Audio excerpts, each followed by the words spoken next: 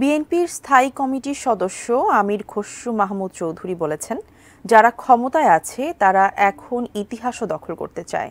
সকালে জাতীয় প্রেসক্লাবে জাতীয় সমাজতান্ত্রিক দল জেএসডি আয়োজিত এক আলোচনা সভায় কথা বলেন তিনি।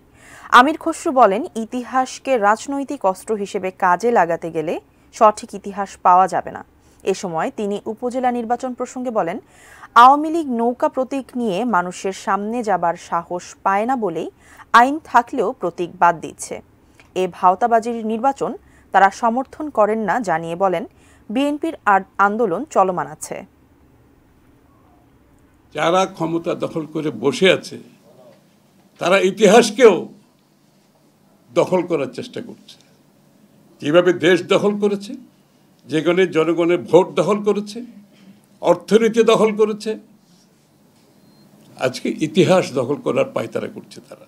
কারণ তাদের যেটাকে মূলধন হিসেবে তারা ব্যবহার করতে চায়, এটা দেশের যে মানুষের হৃদয়ের একটা জায়গা, সম্মানের একটা জায়গা, সেখানে তারা আজকে সেটাকে মূলধন করতে চাচ্ছে। কারণ এইভাবে অবৈধভাবে ক্ষমতা দখল করতে গেলে তারা জনগণের রাজনৈতিক, সাংবিধানিক, গণতান্ত্রিক অধিকার শুধু কেড়ে নেয় না, প্রত্যেকটি পদে পদে বাংলাদেশের মানুষের প্রত্যেক কিছু তাদেরকে কেড়ে নিতে হবে।